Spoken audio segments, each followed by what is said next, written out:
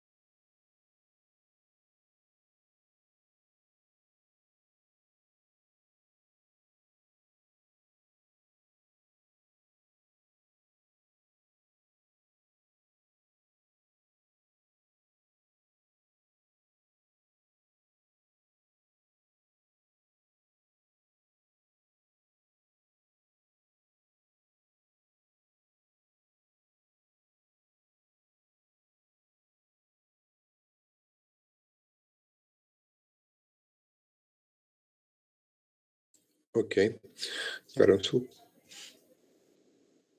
Por favor, apaguen sus cámaras para que su conexión les sea más liviana.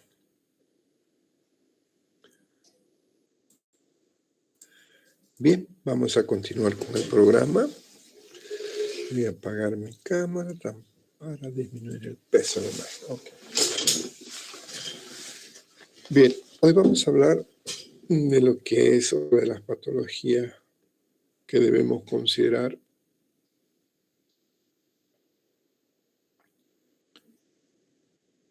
y que muchas veces nos hace confundir entre las patologías crónicas y que especialmente con la tuberculosis, que es uno de los diagnósticos diferenciales que se simula mucho, especialmente algunos de ellos, ¿no? Hablar de micosis pulmonar es hablar de hongos, en otras palabras, fungus o hongos, como hemos aprendido en bacteriología, ¿no? Entonces, esta infección en general es grave y casi siempre se presenta en pacientes que son inmunodeprimidos o con alteración de su sistema inmunológico por enfermedades pulmonares crónicas a repetición, ¿no? Desde el punto de vista de la epidemiología, tenemos que es una incidencia que es bien amplia, va desde un 3 a un 56%, especialmente en los grupos de riesgo. De este grupo de casi 60%, el 57% corresponde a las aspergillos, luego le sigue el criptococo, la cándida y otras que son entre estos plasmoso, coccidioides, la paracoccidioides, como vamos a ver. Entonces, esto hay que tomar en cuenta que todo paciente, especialmente donde hay componente de su estado inmunológico, como ser inmunosupresivo por cualquier causa, o los pacientes con hepatitis fulminante, pacientes que son trasplantados, que utilizan medicamentos para evitar el rechazo, por ejemplo, el metotrexate, o infecciones concomitantes como el citomegalovirus, o pacientes neutropénicos, donde además hay plaquetas bajas, pacientes que están en diálisis. Y algo que hay que considerar es el aspecto geográfico. Vamos a ver que son menos frecuentes las micosis en la zona de la altura. No son los mismos hongos si pensamos en la ciudad o si estamos en zonas tropicales, como vamos a ver más adelante, ¿no? Entonces, el hecho de identificar su factor nos hace tratar de reconocer cuál es la gente más probable. No es lo mismo sospechar una micosis en la ciudad que una micosis que de un paciente rural, porque voy a pensar en otro tipo de micosis, ¿no?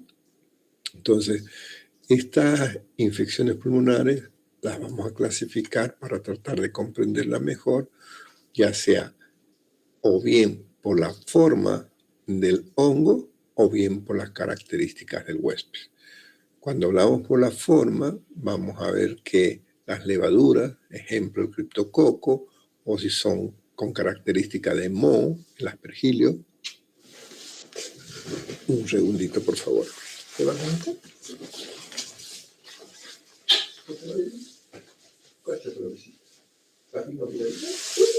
Le pones el empañador con un poquito de calefacción para que se desinflame. Hijo mío, ¿estás aquí?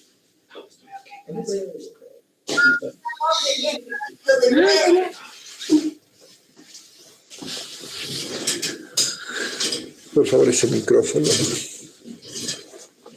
Entonces, otra característica es el dimorfismo, es decir, la forma de diferente, similar, como que se esté duplicando. Eso le permite una virulencia, entre comillas, decimos virulencia por la capacidad de replicación. Y algo que tomen en cuenta, además, es la humedad. En lugares húmedos o muy secos, varía, ¿no?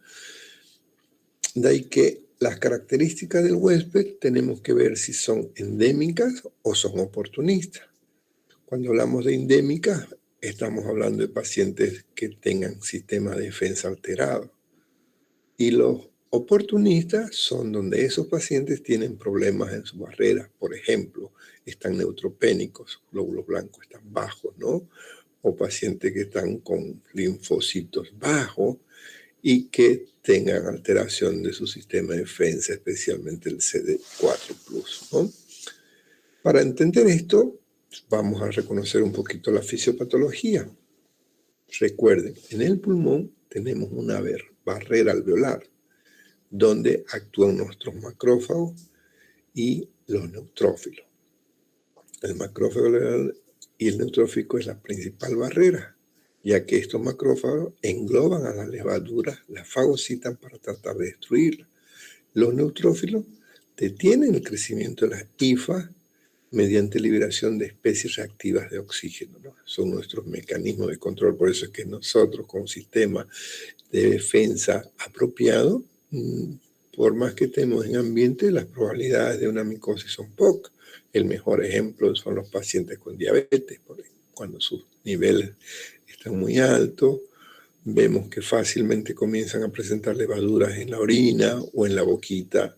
Hemos visto a los recién nacidos, los chiquititos en etapa lactancia, es el famoso UTUO, que esas plaquitas blancas, ¿no? Que son honguitos, ¿no? Porque el bebé, igual que el anciano, su sistema inmunológico no es el apropiado. ¿Cómo es la clínica? No hay una manifestación específica en la cual uno podría decir esto no es tuberculosis, esto es una micosis o esto no es una bronquitis, porque no tienen una clínica muy específica. Por eso le decía que es uno de los imitadores de la tuberculosis. Vamos a ver que hasta en las radiografías, algunas radiografías uno dice parece una tuberculosis miliar y cuando te salen los resultados no había sido tuberculosis miliar. Entonces son manifestaciones de enfermedades crónicas dependiendo de cómo está su sistema de defensa, porque si tenés un caso de hepatitis fulminante, esos no son crónicos, esos son procesos bastante agudos, ¿no? Entonces, si miramos esto y le preguntamos a cualquier persona, ¿qué pensás de un paciente que tenga? Y lo primero que vamos a pensar, porque es más frecuente tuberculosis pulmonar. Inclusive, algún tipo de micosis nos puede dar matidez a la percusión y soplo tubárico a la auscultación, como si fuera exactamente una neumonía, ¿no? De ahí que para llegar al diagnóstico, clínicamente no es fácil, ponemos como imposible, decimos imposible, pero sí se puede por lo menos sospechar por las características de la prevalencia, ¿no? Entonces, para confirmar, nos vamos a valer de la imagenología. Si yo te muestro esta tomografía en una ventana pulmonar, en un corte axial, lo primero que vas a pensar es una masa, porque está en el lóbulo superior. Difícilmente vas a decir es una micosis. Lo primero que vas a pensar es a lo mejor es un tumor, es un cáncer. Acá en esta radiografía, fíjense cómo tenemos esa misma imagen que parece una masa, una bola entre comillas. Entonces ahí uno difícilmente va a pensar como primera posibilidad en imágenes, de ahí que vamos a tener que llevarnos a pruebas serológicas o reacciones de histoquímica o hacer pruebas de reacción en cadena polimerasa, no la proteína C reactiva, no la confundamos por favor, y lo ideal es si logramos cultivar y lamentablemente los cultivos no crecen tan rápido. Y otras veces hemos tenido que hacer una biopsia para tomar una muestra de manera directa, tratar de cultivar. Hoy, para algunos hongos, excepto la mucormicosis o la criptococosis, tenemos biomarcadores, como ser el 1,3 beta de glucano, el famoso galactomanano, ¿no? Pero no es para todo. Lamentablemente no tenemos una muestra que nos diga. De ahí que es mejor tratar de revisar uno por uno de estos hongos que son frecuentes. Si miramos la histoplasmosis, esto ya aprendimos, me imagino, en bacteriología, que es el histoplasma capsulato. Este es dimórfico, se replica a temperatura corporal y provoca un moho a medio ambiente. Para que tengan una idea de moho, lo mejor es que se acuerden cuando dejas una manzana o dejas una mandarina o dejas un pan o un queso, cómo se va a cubrir. Esos son los mohos, esas son las esporas de hongo. Este no es encapsulado, entra dentro del grupo de las micosis endémicas. No tenemos muchos datos estadísticos en Bolivia, pero si miramos datos epidemiológicos de Norteamérica que registran todo, es más frecuente en el sudeste, medio Atlántico y la parte central de Estados Unidos. Generalmente lo encontramos en las superficies húmedas, especialmente donde hay excremento de aves o murciélagos. Por eso es que nosotros nos gusta ir a la plaza, ¿no? A darle comida a las palomitas, y sin embargo no nos damos cuenta que estamos expuestos. A algunos nos gusta la aventura, nos vamos a ver cavernas y no llevamos las protecciones apropiadas. Cuando lo cultivamos, vamos a ver que entre 5 a 18 días comienza a crecer. Y es una forma de racimo. Si hacemos la prueba de IDR, el 80% de los residentes por encima han sido expuestos. Pero no significa que están enfermos. ¿Por qué? Porque su sistema inmunológico lo bloquea, ¿no? Entonces, este comienza a provocar una neumonía de tipo cavitaria con fibrosis y en casos más raros, en pacientes inmunocomprometidos, puede haber una diseminación en todo el cuerpo. En el paciente que tiene algo de defensa deja un proceso pulmonar crónica, especialmente después de los 40 años. Y sus defensas están alteradas especialmente por el tabaquismo o que tengan algún tipo de enfisema, ¿no? De ahí que, recuerden, se inhala, se convierte en levadura, nuestras células tratan de fagocitarlo, pero él trata de supervivir dentro de ese fagosoma. Este hongo, para diseminarse, viaja por el sistema retículo endotelial, es decir, que lo podés encontrar en zonas donde tenés ganglios, como también a nivel del vaso. Desde el punto de vista clínico, tenemos que reconocer la histoplasmosis diseminada y la histoplasmosis crónica. Estos dos elementos es el que tenemos que tomar en cuenta, especialmente por su clínica, ¿no? En ocasiones los confundimos con neumonía atípica, pero estos medicamentos no responden a los antibióticos comunes, especialmente los beta-lactámicos que van dirigidos hacia gram positivo.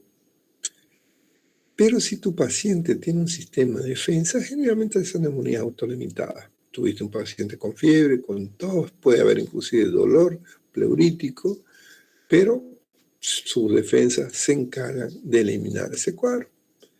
En cambio, en el proceso crónico, es más común de encontrarse como sobreinfección en los pacientes con enfermedad pulmonar, como habíamos hablado. Podemos encontrar cavitaciones en los lóbulos superiores que nos hace sospechar de tuberculosis, porque son zonas altamente aeradas. Y si no tratamos, comenzamos a provocar a ese nivel pulmonar una fibrosis que va avanzando. Y fibrosis pulmonar con el tiempo lo puedes sospechar con EPO por el tema de la insuficiencia respiratoria. Para poder confirmar, vamos a ver un hemocultivo o tinciones especiales, pero miren, tenemos que esperar de 2 a 4 semanas para ver si hay desarrollo. Si hacemos pruebas de antígeno, solo lo vamos a detectar en la forma diseminada. Aunque para estudios epidemiológicos podemos hacer pruebas de histoplasmina. Fíjense en esta radiografía. ¿Radiografía o tomografía? Tomografía. ¿Qué corte? Corte coronal. Miren, tenemos un patrón en vidrio deslustrado en ambos campos pulmonares. Aquí no pensás que se trata de una histoplasmosis. En esta otra tomografía, en una ventana pulmonar, en un corte axial, encontramos infiltrados micronodulares que nos hace sospechar una TB miliar o una diseminación de un cáncer. Y cuando nos llegan procesos avanzados, ya encontramos imágenes con caverna y con zonas de fibrosis. Contraste en la radiografía, pulmón izquierdo sano, bastante areado, y el pulmón derecho casi no hay aire, ¿no? Miren cómo la tráquea se está dirigiendo hacia el otro lado. Eso es debido a la fibrosis que está retrayendo, ¿no? Una vez que confirmamos la histoplasmosis, ahí tenemos dos opciones.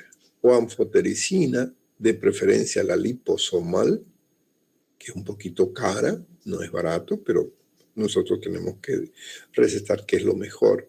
En caso que el paciente no pueda con los recursos económicos, iremos a la anfotericina común, con mayores efectos adversos, mayores riesgos, y las dosis son bajas, 0.5 a 0.7 miligramos por kilo, asociados con corticoides.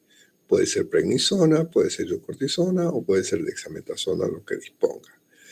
Alternativa al itraconazol, 200 miligramos durante 6 a 12 semanas. Si tenés un paciente inmunocompetente, no le damos tratamiento. Cuidado que en el examen, por favor, calcule la dosis a un paciente que no digo inmunocompetente, ni se les ocurra. Porque el organismo solo tenés que darle comida y reposo, ¿no? Entonces, lo ideal, repito, la liposomal. Ahí la dosis es diferente que la anfotericina común. 3 miligramos por kilo, 1 a 2 semanas, tiempos más cortos, vale la pena. Pero después de esas 2 semanas me quedo con el itraconazol 200. TIT significa 3 veces al día. SID una vez, BID 2 veces, TIT 3, KIT con Q 4 veces durante 3 días, y luego le vamos a dar 200 1 o 2 veces por día durante 12 semanas. En los casos de la histoplasmosis aguda, ya no en la crónica, igual el esquema similar, el tiempo es similar al tratamiento y habitualmente en menos de 4 semanas lo vas a controlar. Pero si ese paciente desarrolla signos de insuficiencia respiratoria grave o un distrés respiratorio, ahí tenés que quedarte con la prednisona de 0,5 a 1 miligramo por día durante las primeras 2 semanas. Cuando es crónica, ¿por qué sé que es crónica? Por el tiempo de evolución de su tos, por el tiempo de evolución de su cuadro y por las imágenes cavitarias que nos da la histoplasmosis. Con esto digo, este es un cuadro crónico. Entonces, aquí vamos a ver que para mantenimiento me quedo con el itraconazol 3 veces al día, por 3 días, y luego bajo 200 a 1 o 2 veces al día, dependiendo de la evolución. Y fíjense, durante un año, ¿sí? Si el cuadro no mejora radiográficamente o el paciente sigue con manifestaciones, puede prolongar el tiempo. Tomen en cuenta que el paciente inmunosuprimido es al que le estamos dando tratamiento, no es al inmunocompetente, ¿no? Entonces, en general, algo que tenemos que tomar en cuenta es su conteo del CD4. Si tenemos mayor a 150 células por microlitro durante al menos 6 meses. Entonces, escojo. No es que le voy a dar los 3, voy a escoger cuál es el que mejor tolera y dependiendo de su función hepática. Otra micosis endémica, que esto es común de encontrar en nuestra ciudad, especialmente pacientes que vienen de la parte del Brasil o la parte de Pando, Beni, nos vienen bastante, también conocida como paracoccidioides brasilense. Este es el gran imitador de tuberculosis u otras enfermedades. Pero este tiene una característica más, que puede presentar lesiones cutáneas que parecen verrugas entre el 40 y el 80%. Significa que no todos los pacientes, no tiene sus lesiones verrugosas micóticas, no es blastomicosis, no, tenés entre un 60 a un 20% que no. Desde el punto de vista epidemiológico, la más común es la del adulto, 95% afecta pulmones con mucosa bucofaringea y piel. La forma subaguda es más en jóvenes, es menos común, niños y adultos jóvenes. Entonces, esta es la micosis que predomina en Latinoamérica, en América Latina. Fíjense cómo la zona roja, estamos nosotros al medio, es donde más se encuentra. Esta tiene una característica que se llama la levadura en timón de barco. Todos conocen lo que es timón, ¿no ves? Como un redondo con sus asientos multibrotantes. Y algo que es interesante, que te puedes contagiar y estar asintomático y reactivarse cuando tus defensas bajan después de cierto periodo. A veces lo confundimos, miren estas lesiones, uno dice, no, esto es una escrófula, una tuberculosis, porque está con tos, tiene fiebre, sudando. Entonces, esta característica de defensa está dada por la inmunidad mediada por células. Se provocan nódulos múltiples o lobulados que pueden confluir y parecer una tuberculosis fibrocaseosa, que habitualmente la conocemos como escrófula, ¿no? Las lesiones ulcerosas que liberan secreción las conocemos como escrófula.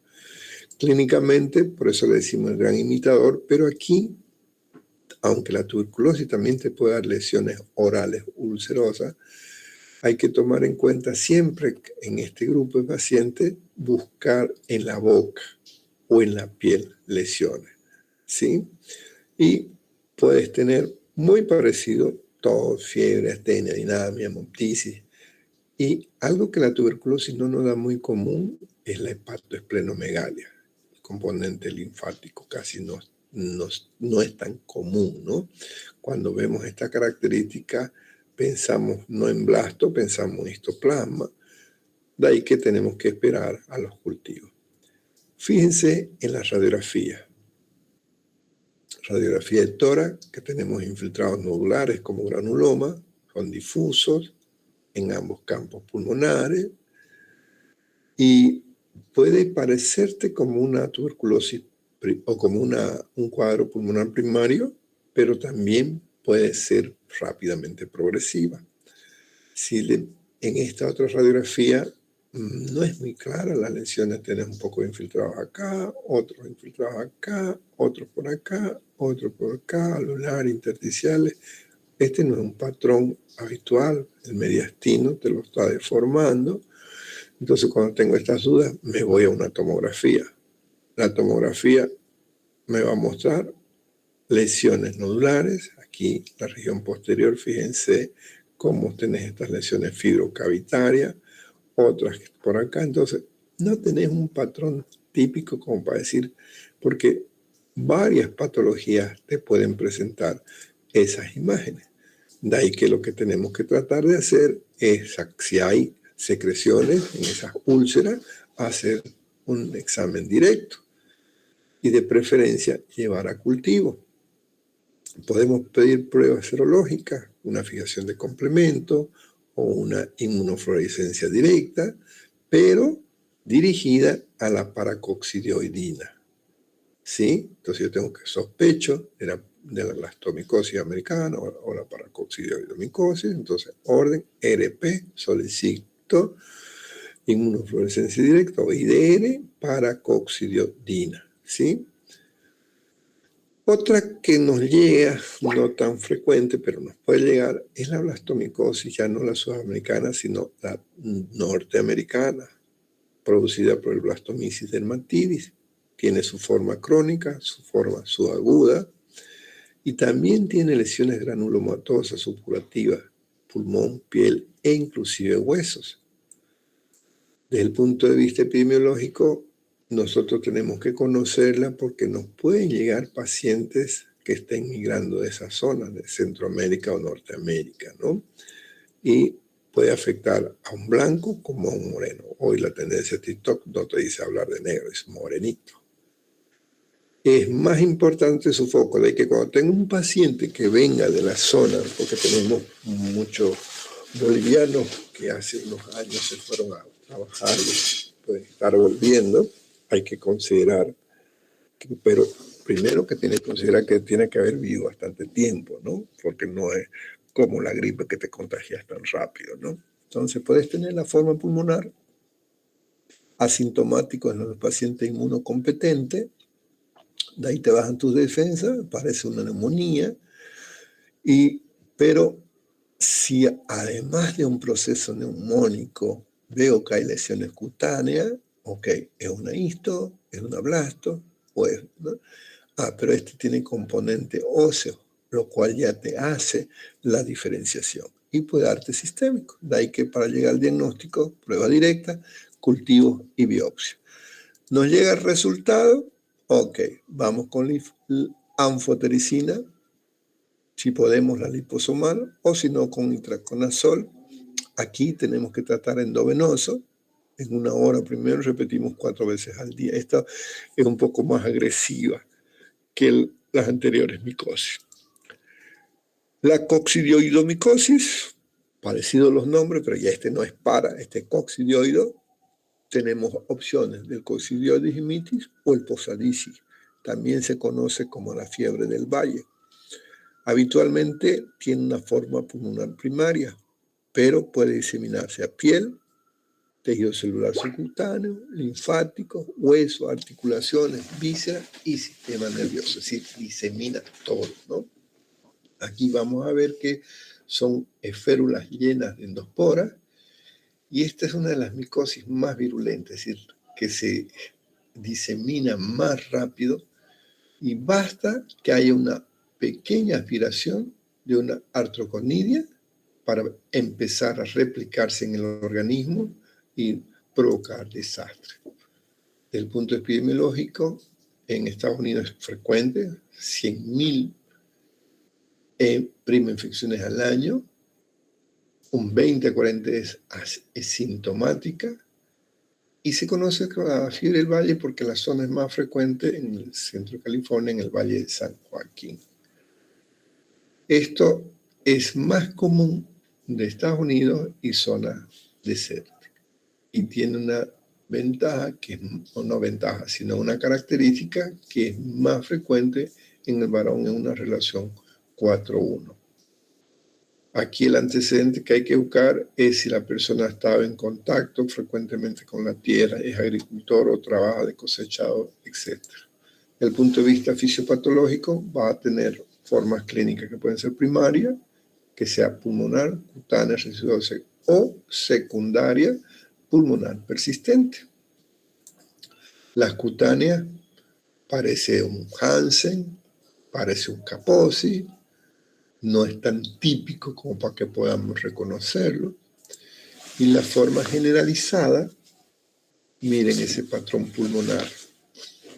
Casi los dos pulmones están comprometidos en este momento, todavía le queda esta zona. Fíjense, tengo imágenes nodulares, intersticiales, o sea, un patrón, uno dice, parece una tuberculosis, pero va tan avanzada, no está como miliar, y no hay esa característica porque hay imágenes cavitarias, hay imágenes nodulares, como podemos ver, y podemos, si hacemos un tomo, encontrar adenopatías a nivel de los ilios o a nivel mediastinal.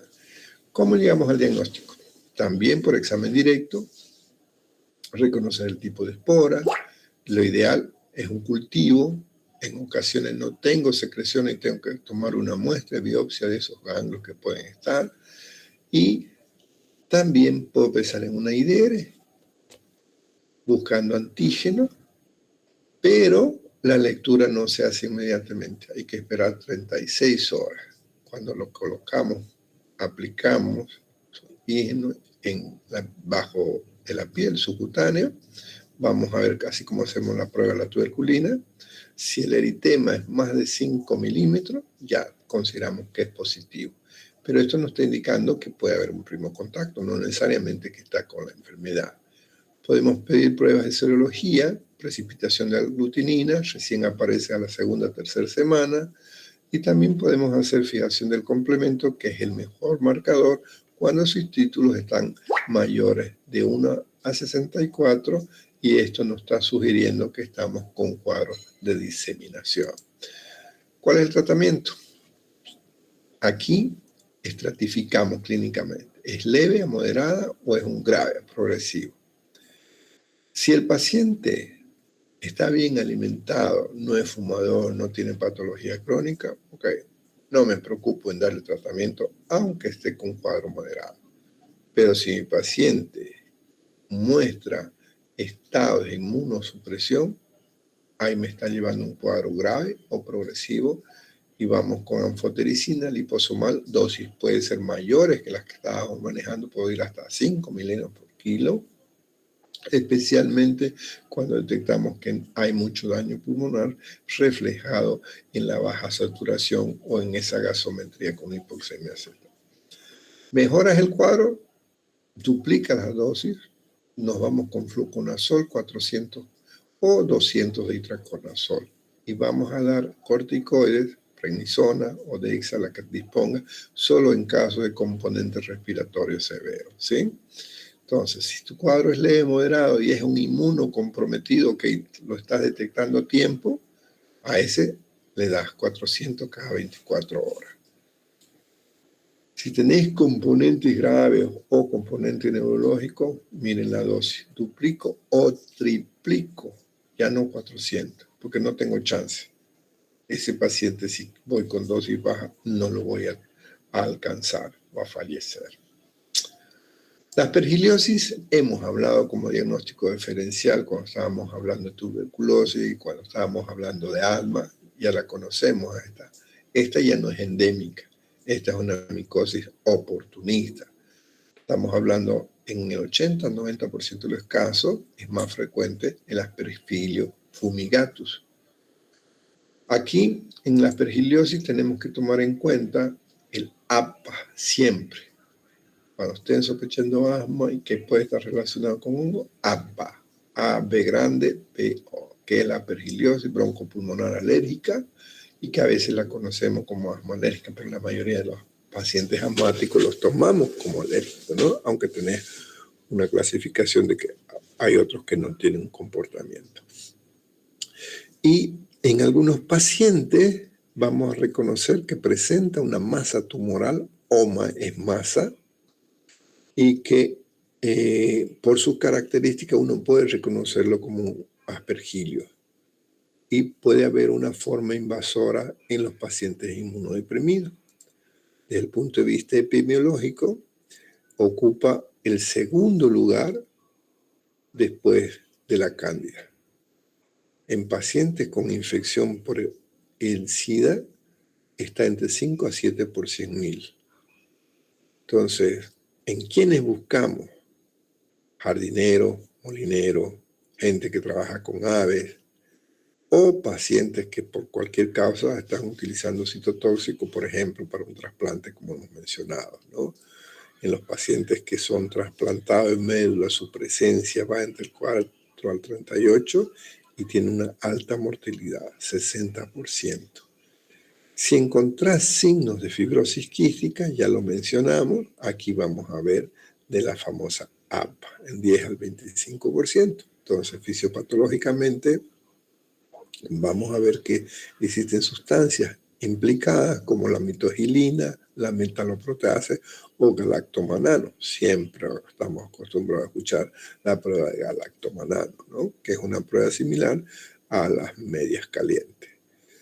Esto afecta a nivel del sistema ciliar, ya que comienza a inhibir, afecta su factor de adherencia, a nivel de proteína la elastina está alterada, hay una disminución de la actividad de elastasa, ya que la elastasa es un factor de virulencia en otros patógenos, por ejemplo la pseudomonas, y es una flora habitual en nuestro medio.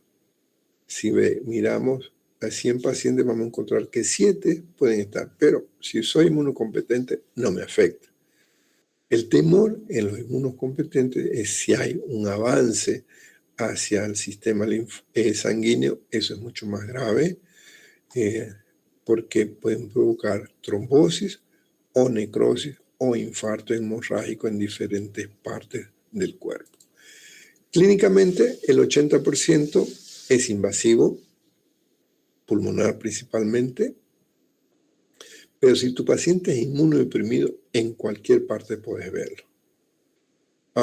Habíamos mencionado que hay una variable que buscamos siempre, la sinusitis, y en algunos pacientes pueden no tener manifestaciones o simular un cuadro de una neumonía porque está con fiebre, tiene dolor punta de costado, hemoptisis D. Si yo les pregunto, ¿qué pensás primero? Me vas a pensar en neumonía bacteriana, no vas a pensar en una micosis, ¿no?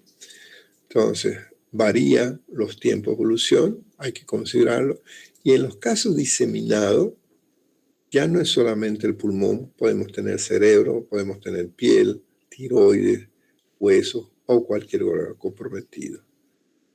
Vamos a ver que después aparecen lesiones cutáneas y fíjense lo grave, que entre 1 a 3 días ya puede progresar a un cuadro gravísimo, ¿no? Especialmente si hay componentes del sistema nervioso. Pedís cultivos habitualmente son negativos porque los cultivos buscamos bacterias, ¿no? Raramente. Pero si lo buscaras, tendrías que poner un medio especial para este tipo de hongo, ¿no? La aspergillosis pulmonar crónica, vamos a repetir un poquito lo que hemos hablado cuando estábamos hablando del ABA. Hay que tomar en cuenta que esto puede tener meses o años. Los infiltrados crecen lento y pueden llevar también a fibrosis pulmonar si no la tratamos y terminando con un paciente con insuficiencia respiratoria. Les mencionaba el OBA, las masas. Estas masas son fáciles de reconocer porque hay un signo que rodea. Generalmente si encontrás una masa rodeada, este signo característico de la aspergiliosis pulmonar o también conocido como aspergilioma, ¿no? El 20% se puede estar presente y su diámetro pueden ser desde 2.5 o más, pueden ser grandes. Y cuando hay hemoptisis, generalmente puede ser letal. Entonces, aquí las imágenes que hemos visto cuando comentábamos de la aspergiliosis, que fíjense, parece normal, aquí hay un poco de infiltrados que podemos ver. Entonces, ¿cómo vamos a tratar de determinar? Básicamente por las características de la inmunoglobulina E, ¿no? Por eso recordamos que esta proteína se eleva principalmente en los pacientes alérgicos y vamos a ver que puede estar por valores inclusive por debajo de 1000 unidades por mililitro. Entonces, para llegar al diagnóstico, podemos pedir cultivo, demora. Para obtener los cultivos, lo ideal es llevar muestras, ya sea de líquidos, de secreciones, de esputos, o si hay opción de una biopsia para tomar tejido. Y Si hacemos la prueba directa con peróxido de potasio al 10%, podemos determinarlo. Y si sospecho específico de asma, voy a hacer electroforesis de proteína y vamos a tratar de medir cómo está la inmunoglobulina G y principalmente la E. ¿Puedo hacer pruebas serológicas? Sí. Si tengo sospecha, puedo pedir un ELISA para hacer IgE antiaspergilio, especialmente en fibrosis crística. Las pruebas de Western blot que antes se hacían para confirmar HIV también las podemos pedir, pero la clave es cultivo con PCR, pruebas de antígenos moleculares, ¿no? Esto te va a confirmar el diagnóstico. Casi el 40% de la invasiva se diagnostica en necropsia. ¿Qué significa eso? Que el paciente falleció clínicamente, no pudiste detectarlo al hacer la biopsia o la autopsia, ya no autopsia porque está muerto, entonces se llama necropsia, ahí lo vamos a determinar. Desventaja que podemos tener falsos positivos, hay que considerar.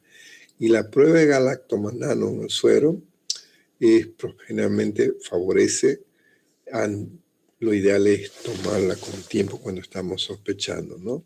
Y lo ideal es, para aumentar la sensibilidad, es hacer un lavado broncoalveolar también, ¿no?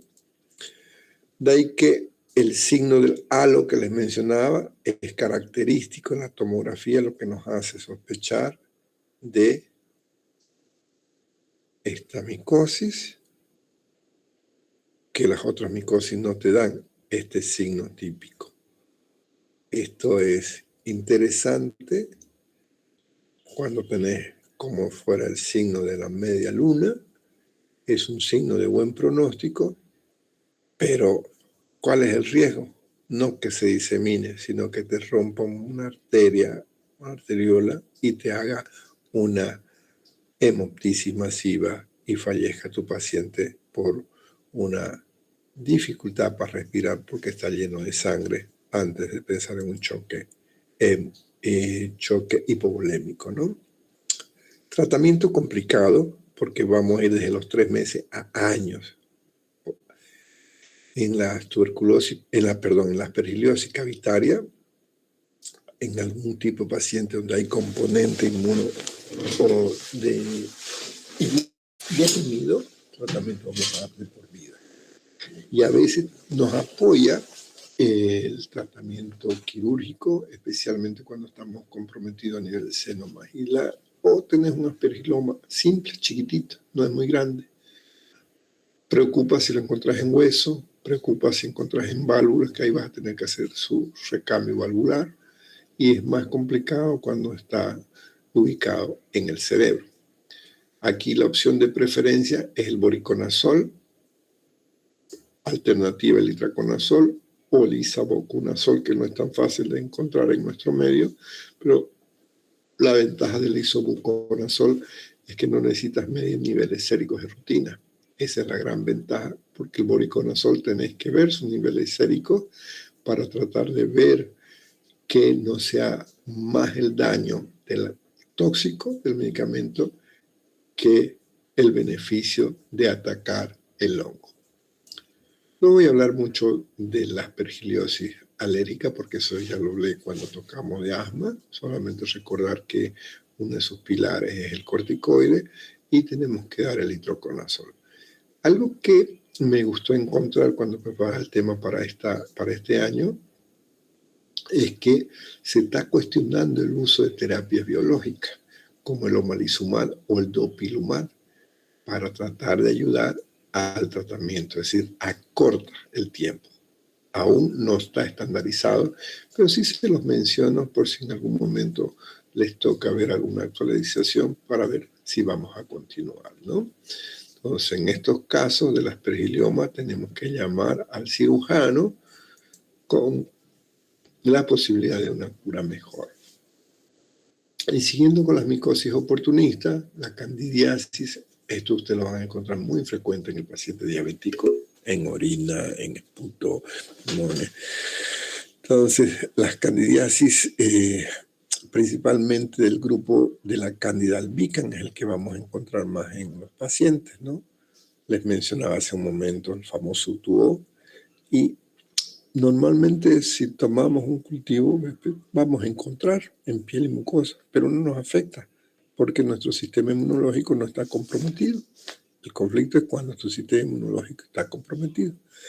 Desde el punto de vista fisiopatológico hay un desequilibrio en la flora, la que nos ayuda por el tema inmunológico, y si lo miramos a nivel pulmonar en el microscopio vamos a encontrar infiltrados nodulares distribuidos al azar, diámetro variable, y algo que llama la atención es que el borde es de característica hemorrágica por las lesiones necróticas que provoca e inclusive nos puede dar una hemorragia intraalveolar que a veces la confundimos con la neumonía hemorrágica alveolar. Desde el punto de vista pulmonar, vamos a ver que la tos es uno de los signos más comunes y que acompaña una expectoración que aquí sí nos orienta mucho el ver, por eso es que les digo caractericemos, porque si decimos tos y expectoración y no caracterizamos cómo es la forma, cómo es el color, el paciente nos dice que es hasta de tipo gelatinosa.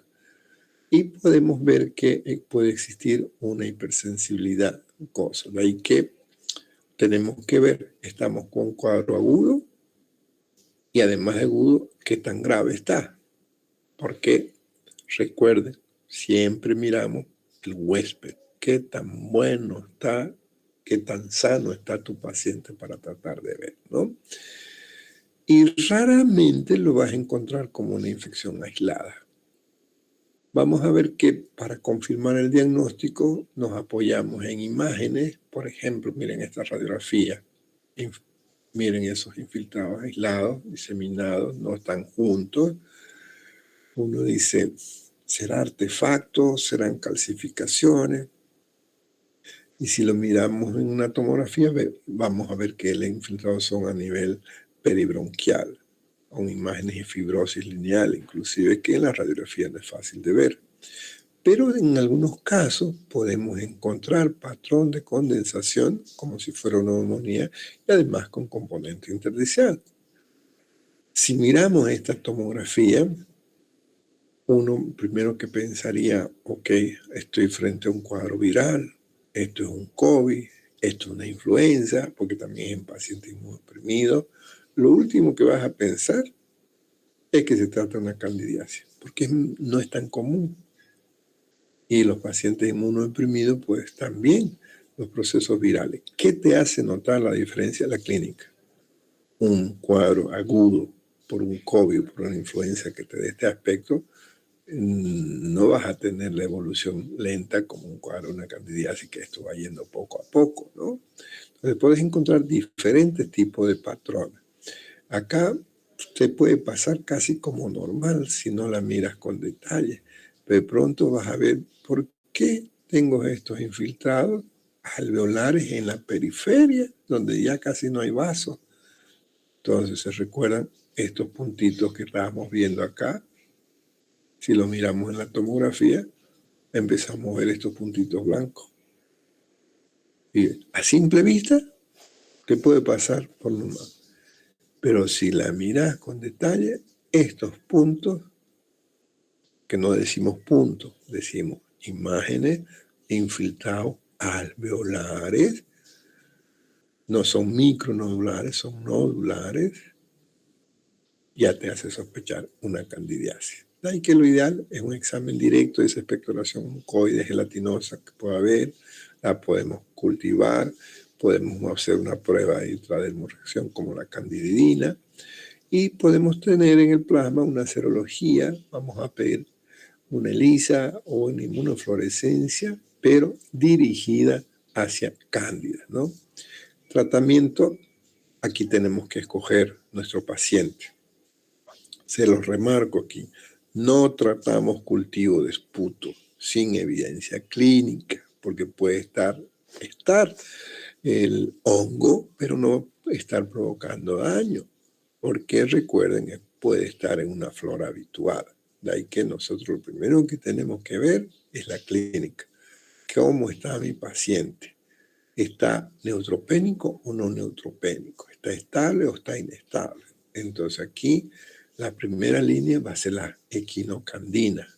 Aquí recordamos lo que llevamos en farmacología, antimicóticos nuevos no tan comunes para usar, como la caspofungina o la micafungina o la nidalofungina. La dosis, tenemos que hacer una dosis de carga de 70 miligramos venoso y luego 50 EB diario. Podés pasar después a fluconazol si es sensible en tu cultivo. Fíjate que es común la cándida, ¿no? Pero no le doy cualquier antimicótico. En el que está inestable, volvemos a la equinocandina y si no la consigo, no mejor, ok, vamos a la anfotericina liposomal. ¿Por qué no es de primera línea? Por la toxicidad. Es mayor toxicidad que la equinocandina, ¿no? Aquí hay que tomar en cuenta variables de la Candida albis, como puede ser la Candida auris o la Candida cruceis. Eso el cultivo nos puede orientar para poder dar, ¿no? Entonces, Up to Date del 2026, aquí nos dice que si los logramos aislar, pero sin clínica, ok, no le damos tratamiento. Si encontramos infiltrado, busquemos cómo está su estado inmunológico y nos vamos a la equinocandina, siempre y cuando estemos sospechando una diseminación. Si confirmamos por biopsia, ok, vamos a ser endovenoso por 2 semanas, 2 semanas después de resolver las manifestaciones. Otra micosis oportunista que es más común del sistema nervioso que del sistema pulmonar, ustedes lo van a ver, es la criptococosis. El Cryptococcus neformans, este es más por inhalación, y el Cryptococcus gattii es más en los inmunocompetentes, no en los inmunodeprimidos, ¿sí? En los inmunocompetentes generalmente es asintomática y autolimitada, no requiere tratamiento. Pero si el paciente tiene alguna patología que afecte su sistema inmunológico, ahí no podemos dejar pasarlo y tenemos que iniciar su tratamiento. Los criptococos ya aprendimos en bacteriología las características de su forma, su tamaño, y rara vez tiene gemación múltiple, ¿sí? Vamos a ver que esto lo encontramos con la prueba de tinta china y hay una prueba negativa, tiñe todo menos la cápsula del criptococo, ¿no?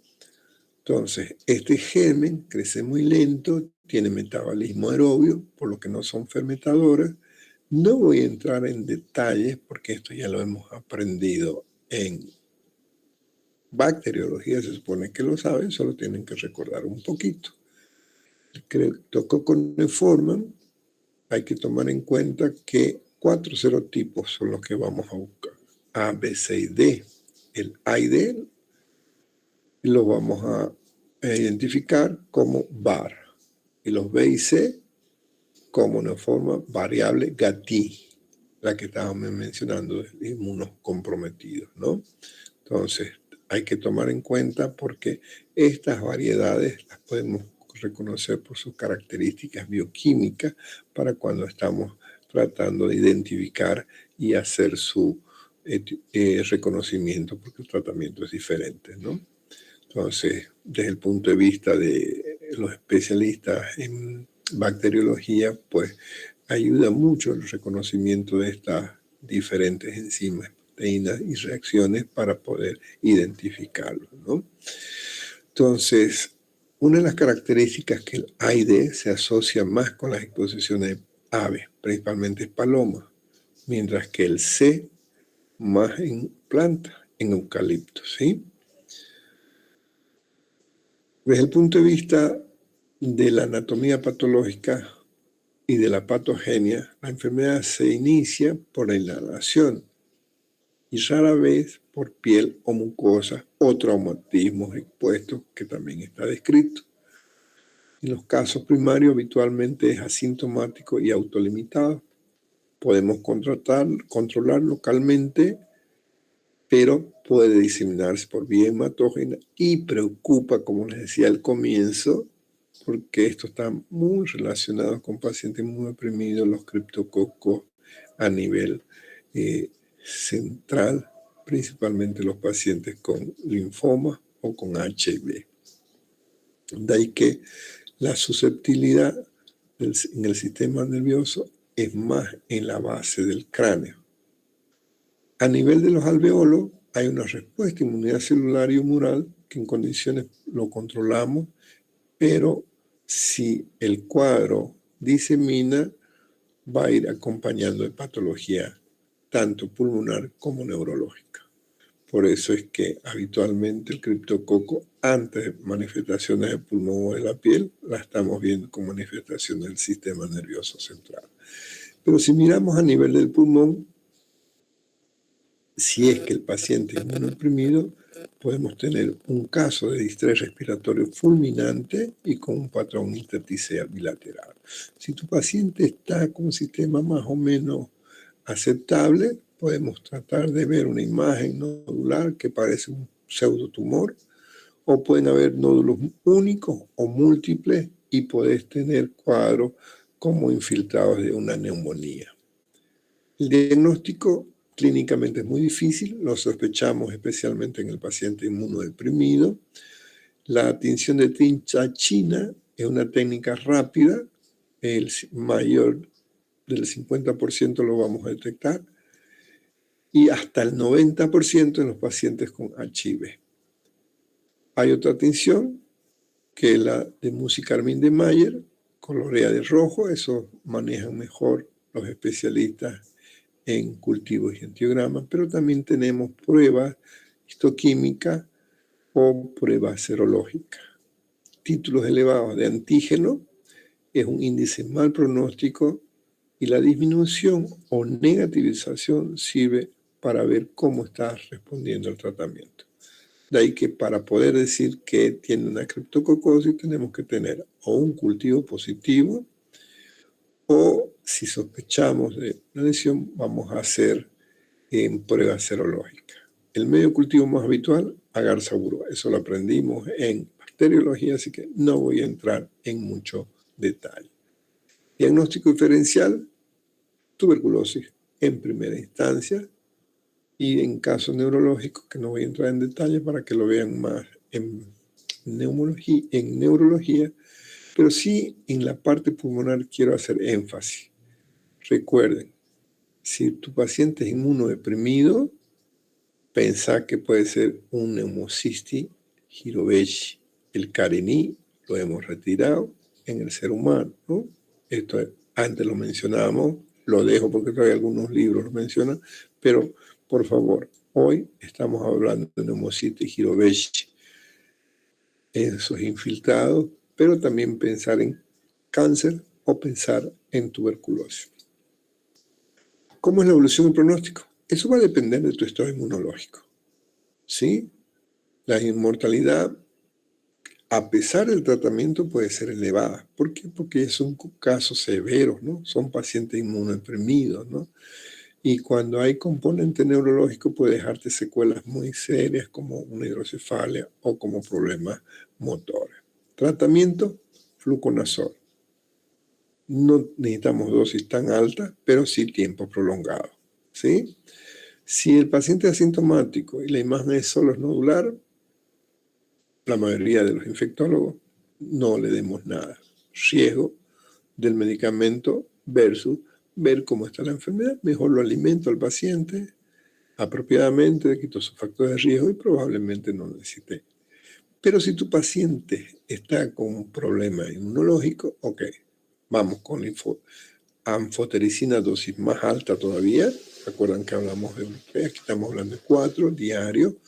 Y flucitocina, 100 divididos en 4 dosis.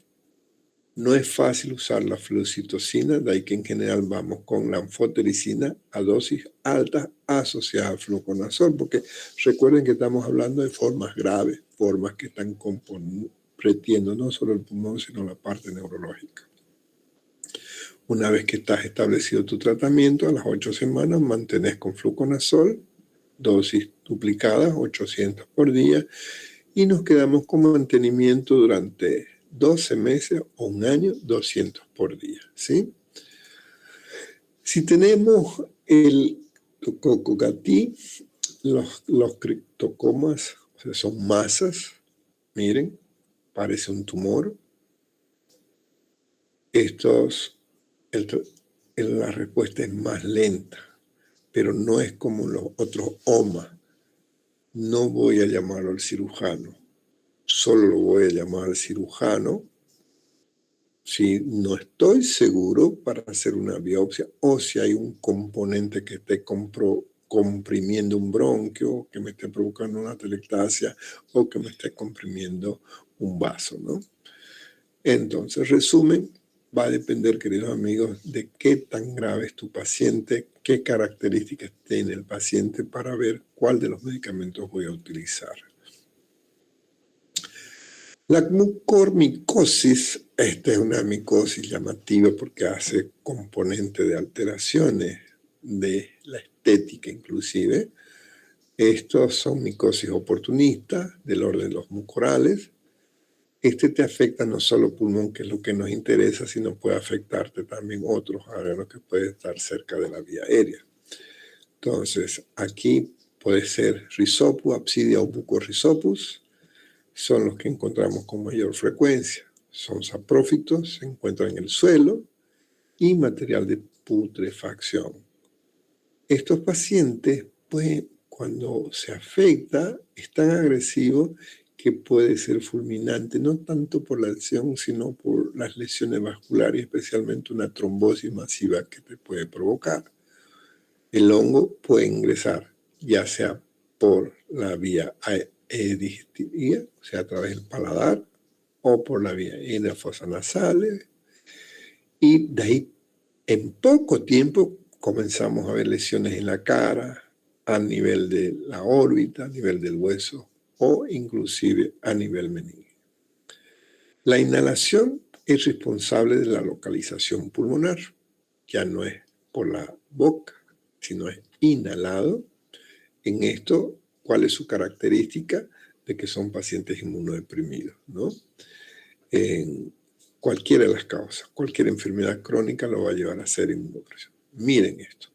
Esto en menos de una semana se ha provocado esta lesión.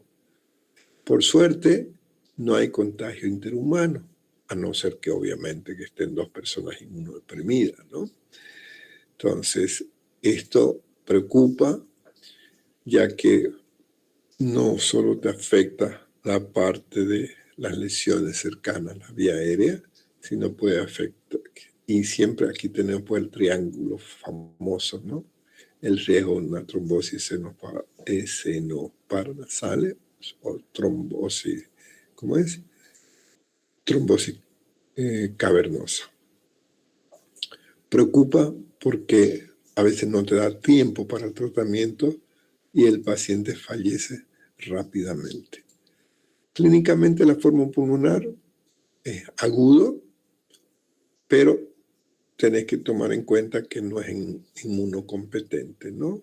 Tenés un cuadro de fiebre, tenés infiltrado, que parece neumonía, o puedes tener estas imágenes que estamos viendo como si fuera la forma diseminada. Nos preocupa porque, como le estaba mostrando en los gráficos de esos pacientes, puede ir desde la piel, la mucosa y llegar al cerebro, donde nos complica aún más el cuadro.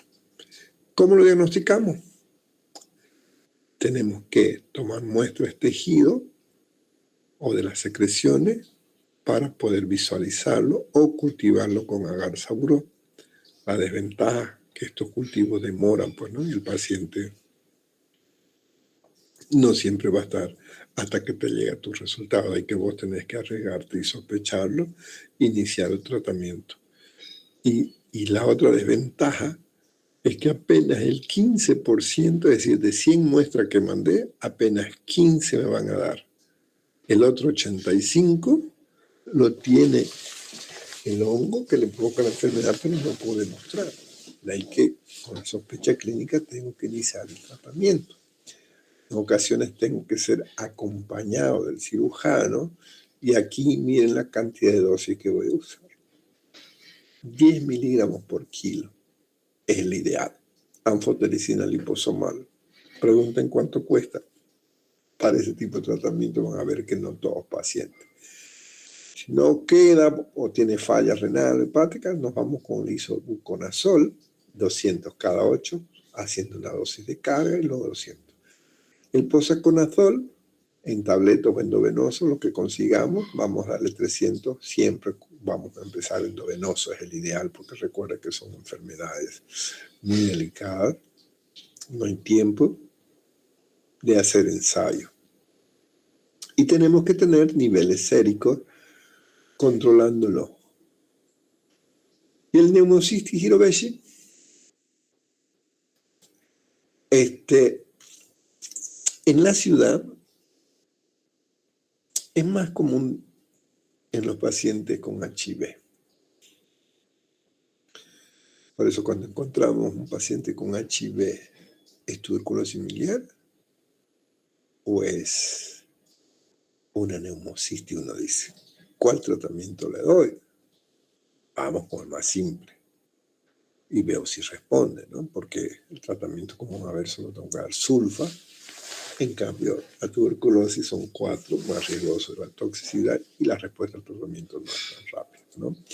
Desde el punto de vista epidemiológico, es cosmopolita. Desde niños hemos podido tomar en contacto, pero no nos enfermamos. Hay que tomar en cuenta que sí se puede transmitir de persona a persona, por eso es que siempre usamos barbijo. Y recuerden, alta relación con el sistema inmunológico. Por eso cuando tenemos un paciente con HIV, que tenemos que estar atentos, no solamente a la presencia del virus, sino también tenemos que ver cómo está su recuento celular. Perdón, me hizo frío. O cómo está su CD3, CD4, su carga viral, ¿no? Porque dependiendo de eso, para ver qué tan agresivo está el cuadro. Entonces, ¿cómo se inicia la enfermedad? Habitualmente por vía inhalatoria, ingresa a los alveolos, ahí comienza a provocar una alveolitis y de ahí comienza a afectar la parte surfactante que provoca más daño y estos alveolos comienzan a presentar un exudado espumoso y guacolado. Clínicamente, paciente con disnea, con fiebre, con tos seca. Ojo, tos seca. Aquí el hecho que tengamos tos seca ya me descarta mayoría de las otras micosis que hemos hablado, ¿no? Entonces, pero habitualmente quien nos orienta más es el tema de imágenes, porque en una miliar o en una girovecii no hay estertores, por más que lo veas cianótico, taquimneico, pones tu estetoscopio y no escuchas algún ruido normal. Esa es una de sus desventajas. De ahí que la radiografía, o mejor una tomografía, es lo que nos va a orientar más, porque vamos a encontrar infiltrados tanto alveolares como infiltrados intersticiales que no son específicos. Por eso es que es mejor ver una tomografía, ya que en la tomografía vamos a ver signos de virus deslustrados. Si ustedes se fijan, aquí tenemos una tomografía casi en la región posterior, pero estamos viendo la columna en una ventana pulmonar en un corte coronal. Entonces, miren, patrón de virus deslustrado, pero también tenemos infiltrados intersticiales con signos de fibrosis y tenemos este patrón micronodular, el cual nos hace sospechar. Pero esto también me da la tuberculosis, ¿no? U otra micosis. De que la radiografía me da sospecha Hiroveshi. Si la hacemos con Zoom, ok. Ha infiltrado micronodular toda esta zona. Ya no es solamente la parte fibrosa, esta estelectasia. Aquí hay esta imagen de condensación como si fuera un... Pero si miramos con detalle y con la lupa, tenemos esos infiltraditos micronodulares que nos hace sospechar más la presencia de su estado inmunológico de un HIV, pues nos va a ver. Entonces el diagnóstico, generalmente, si tomamos muestra de biopsia para poder encontrar las lesiones quísticas o Y si podemos tomar colorantes en ese tejido, como la plata metamínica, nos va a ayudar, o colorantes brayenses. La inmunofluorescencia con anticuerpos monoclonales aumenta su sensibilidad diagnóstica. La demostración en el líquido, ahora, aquí sí nos ayuda. Recuerdan cuando hablábamos de métodos complementarios, nos vamos a tener una sensibilidad muy cercana al 100%. Y es muy específico a pacientes con neumocystis y con inmunosupresión. Entonces, en el esputo es muy poco de encontrar, pues, ¿no? Porque casi no hay secreciones, no hay expectoración.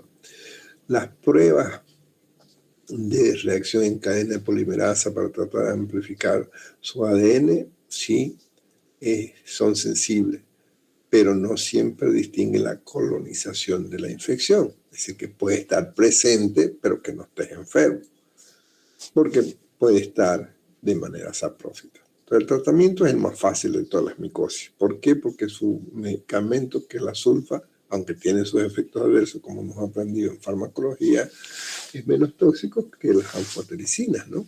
Entonces, aquí habitualmente lo que vamos a empezar, dependiendo de la gravedad, por vía parenteral. Si el paciente está tolerando, no está con tanta insuficiencia respiratoria, podemos ir por vía oral. Entonces, pero las dosis son distintas a lo que habitualmente usamos, ¿no? Entonces, vamos a ver que lo habitual es que usamos por su tiempo de vida cada 12 horas. En estos casos, el paciente grave vamos a usar hasta cada 8 horas, ¿no? Entonces, pero por favor recuerden, los efectos adversos de la sulfa, por eso casi no lo usamos estos antibióticos de rutina, aunque no es tan frecuente, pero sí podemos tener problemas de exantema o los que nos preocupan, una hepatitis o un potasio elevado, ¿sí? De ahí que cómo vamos a hacer la dosis. En otras ocasiones, si no me tolera el paciente o me está haciendo reacciones, ok, lo que aprendimos para tratar el Hansen, vamos a usar Dapsona, 5 miligramos por kilo, podemos ver la atopona también, o la clindamicina más primaquina, o la pentamidina. Y cuando estamos usando estas características, siempre tenemos que recordar de utilizar corticoides, ya sea la prednisona o la metilprednisolona, por lo menos por los primeros 5 días, con dosis alta, y después vamos a ir bajando sus dosis. Y obviamente los efectos adversos de los corticoides, que también los conocemos, como a favorecer la inmunosupresión, provocar una úlcera gástrica, subirnos el azúcar, provocar cambios neurológicos. Inclusive hemos visto pacientes con psicosis que hemos tenido que llamar al psiquiatra por desconocen a las personas, estados maniáticos, etc. Y no es más que por los efectos del corticoide. Pronóstico depende de tu estado del huésped, depende de qué tan comprometido esté ese sistema y si vas a necesitar ventilación mecánica o se está complicando esa ventilación con una motora, ahí el pronóstico pues varía, ¿no? ¿Cómo prevenimos? Lo primero es ver que no tengamos inmunosupresión, ¿no? El SIDA se puede prevenir, hay estudios que por suerte va a haber vacuna, pero no podemos prevenir que el paciente desarrolle una enfermedad que tengamos que usar un trasplante y tener que usar medicamentos para evitar el rechazo, ¿no? Entonces, si puedo, le quito el inmunosupresor. Si puedo, riesgo-beneficio, que es mejor, ¿no? Entonces, lo que sí, en algunos libros, que se los dejo, que está en el Harrison, se los dejo este cuadrito por si tienen tiempo y lo buscan, ahí mencionan de que puede haber regímenes profilácticos antes de estar con la enfermedad si sos un paciente inmunodeprimido, y para evitar la enfermedad, estar tomando trimethoprim sulfamethoxazol, famoso Bacterol, 1 por día, pero no con dosis de tratamiento de 800 cada 8 o cada 12 horas, ¿no? Entonces, para cuando estén repasando, les he hecho esta infografía que está en su material de consulta donde podemos ver todo lo que es la secuencia y sus características de las micosis. Recuerden que es amplio, las endémicas, las oportunistas, tenemos que clasificarlo. Pero lo más importante, por favor, es que no solamente ver si son oportunistas o endémicas, sino identificar qué tipo de huésped tiene. ¿Es un inmunocompetente? Por más que tenga un hongo, no le voy a dar tratamiento. Pero si es un inmunodeprimido, ese paciente ya es más complicada la cosa, ¿no? ¿Alguna pregunta?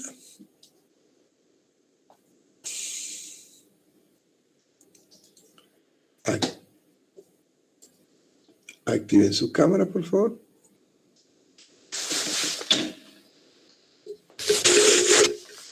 ¿Hay preguntas o no hay preguntas? O sea, han dormido con las micosis.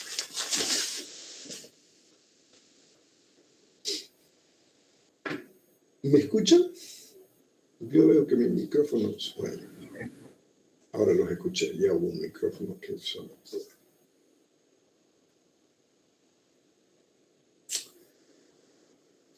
Lo bueno que van a estar fresquito con este tema para el examen de aquí 2 semanas, ¿no? Ya falta poco. Próxima clase, vamos a ver las enfermedades de la pleura, derrame pleural, neumotórax. Nos falta distrés respiratorio y nos falta insuficiencia respiratoria, que son muy similares. ¡Wow! 4 temas y terminamos. O me estoy confundiendo. Déjenme ver, revisemos. No, ya está. Bronquitis ya está. Bronquitis ya está. Cáncer pulmonar nos falta. Cáncer de rame intersticiales nos falta. Son 3, 4.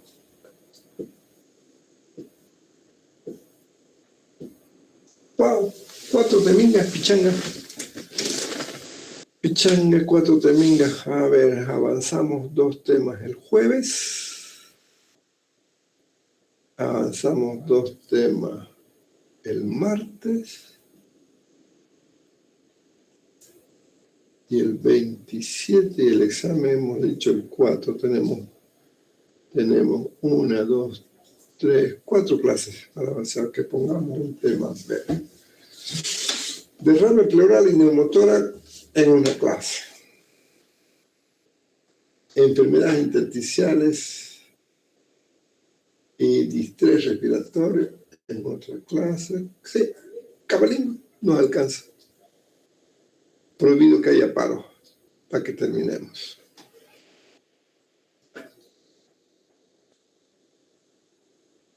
No hay comentarios, no hay preguntas. ¡Wow!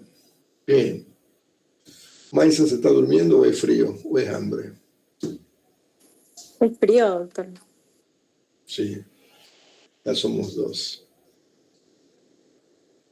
Bien, por favor levanten las manos. Como no hemos podido tener la clase presencial para haber revisado, he visto algunos TikTok bien creativos referente a los puntos extras. Levanten las manos quienes hicieron y por favor los que han hecho no me están compartiendo. Yo lo estoy viendo por casualidad. Agréguenme como sus amigos para que yo los vea.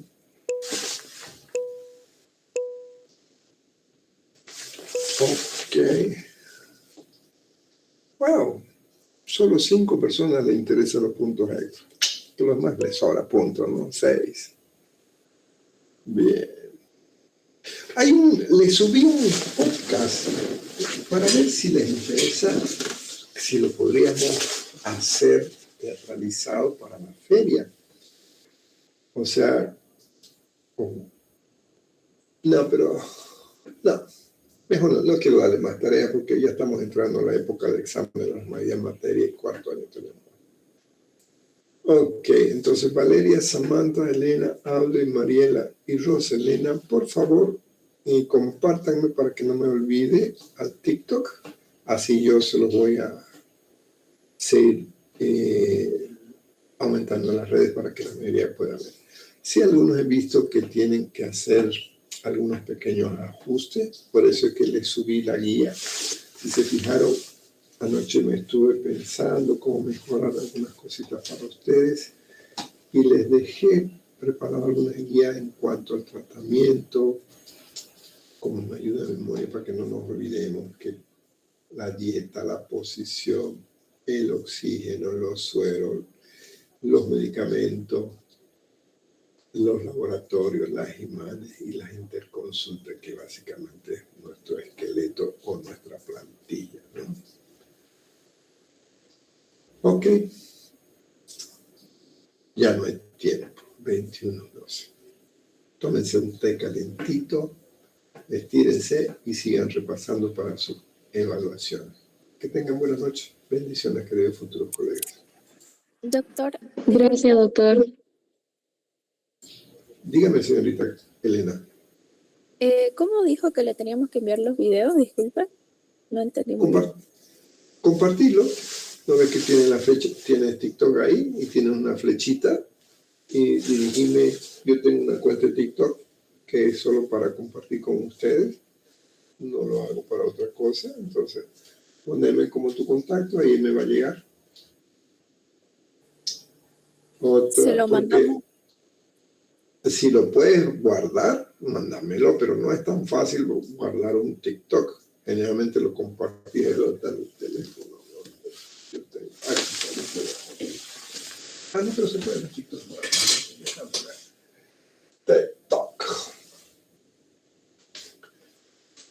Para no hacer más larga la clase, porque sé que tienen otras clases, compártame.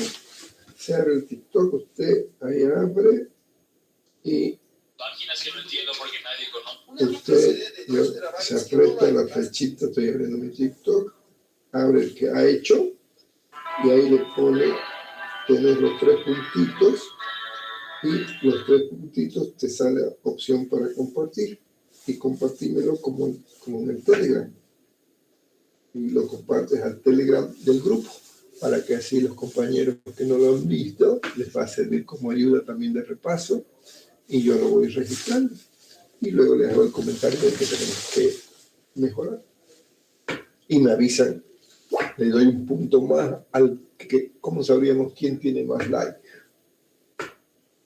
Podemos hacerlo, hacerme tu amigo y yo puedo entrar a ver el TikTok que has repartido y ahí puedo ver cuántas likes has tenido y te doy un extra más. Bueno, que les vaya bonito. Doctor, yo sí tengo un comentario más o una duda. Yo no tengo TikTok, lo subí a YouTube. ¿Sirve? ¿O tengo que hacer una cuenta para subirlo a TikTok por fuerza? Es que la idea del TikTok es la idea de mejorar sus destrezas de ustedes en tecnología.